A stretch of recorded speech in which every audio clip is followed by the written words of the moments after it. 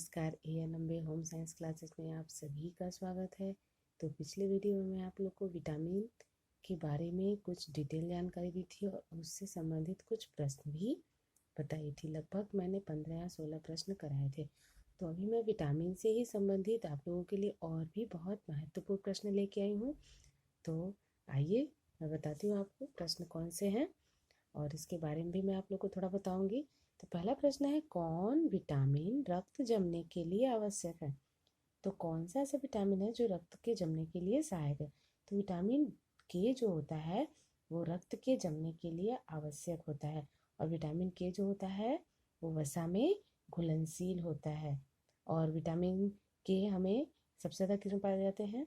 पत्तेदार जो सब्जियां होती हैं और फल में विटामिन के पाया जाता है।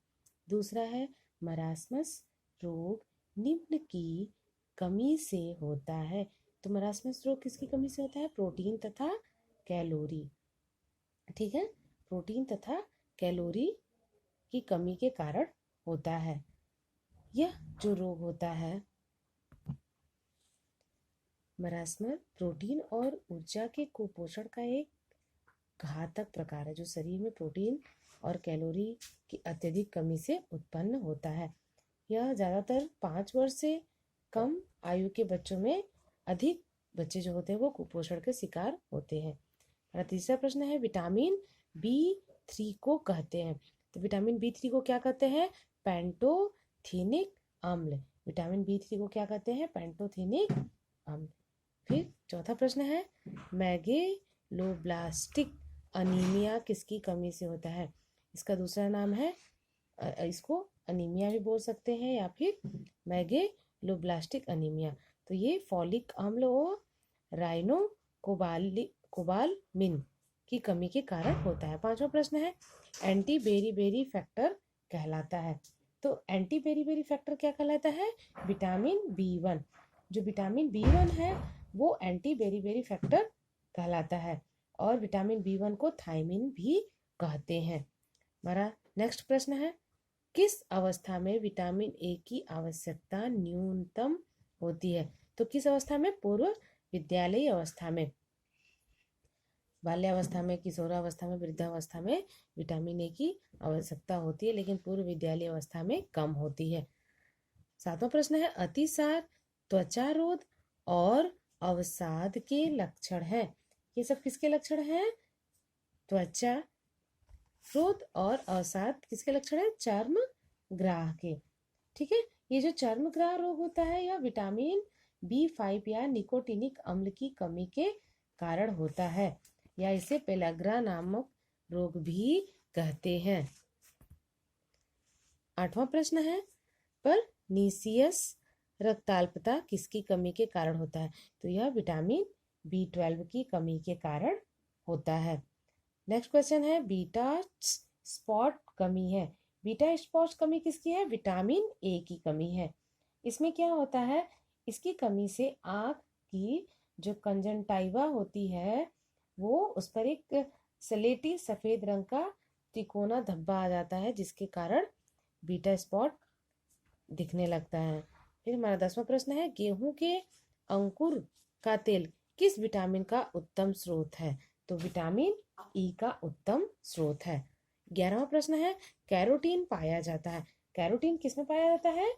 तो कैरोटीन जो है वो विटामिन ए में पाया जाता है। कैरोटीन जो है, विटामिन ए जो है वो वसा में घुलनशील होता है और विटामिन ए की कमी से रतौंधी, जीरोथेर्मिया आदि नामक रोग हो जाता है। दूध, घी, मक्खन, पनीर, गाजर यानी जितने भी पीले वाले फल होते हैं उन सब में विटामिन ए प्रचुर मात्रा में पाया जाता है। नेक्स्ट प्रश्न है हमारा, निकोटिनिक एसिड की कमी से होने वाला रोग क्या है? पेलेग्रा। इसके बारे में आप लोगों को अभी बताई थी ना। फिर 13वां प्रश्न है, प्रजनन शक्ति की कमी किस विटामिन के अभाव से होता है? तो प्रजनन शक्ति की कमी होता है वो विटामिन ई की कमी के कारण। 14वां प्रश्न है, उस विटामिन की पहचान करें जो प्रकाश एवं क्षार के द्वारा नष्ट हो जाता है। तो कौन सा ऐसा विटामिन है जो प्रकाश और क्षार के द्वारा नष्ट हो जाता है? तो विटामिन B12। विटामिन B12 जो होता है वो आपका प्रकाश और क्षार के द्वारा नष्ट हो जाता है। 15वां प्रश्न है, दांतों के स्वास्थ्य के लिए गर्भाकाल में कौन सा पदार्थ उपयोग करना चाहिए? तो कौन सा? संतरा।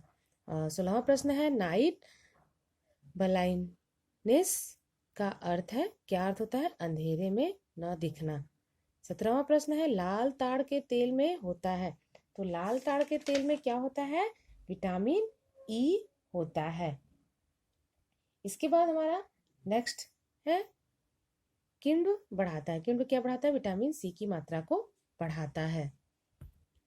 किण्व की क्रिया जो होती है वो सूक्ष्म जीव यानी ग्लूकोज का शर्करा का अपूर्ण विघटन करके कार्बन डाइऑक्साइड तथा सरल कार्बनिक पदार्थ जैसे acetic acid, lactic acid, alcohol इत्यादि का निर्माण करते हैं।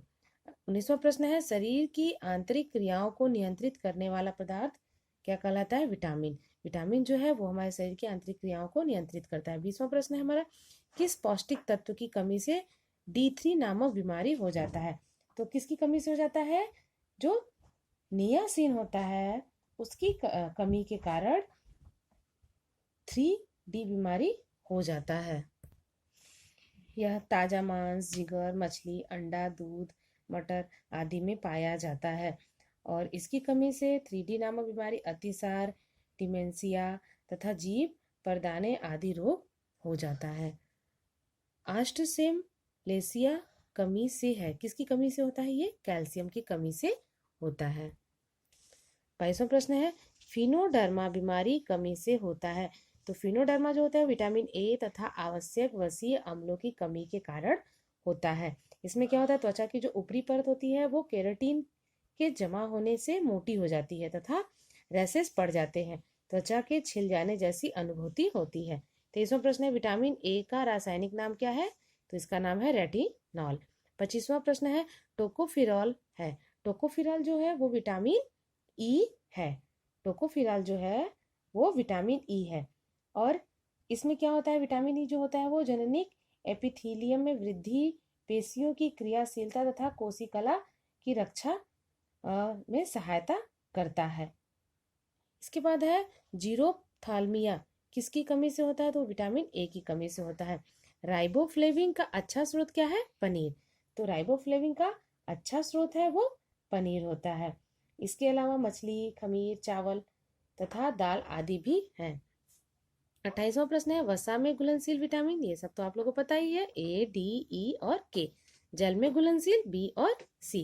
और हमारा लास्ट प्रश्न है, बालकों में होने वाला रिकेट्स रोग का कारण कमी है, कौन सी विटामिन की कमी के कारण होता है? विटामिन डी की कमी के कारण होता है। तो नेक्स्ट वीडियो में मैं आप लोगों को और दूसरा टॉपिक जो बहुत ही महत्वपूर्ण है वो मैं लेके आऊँगी आप लोगों के लिए।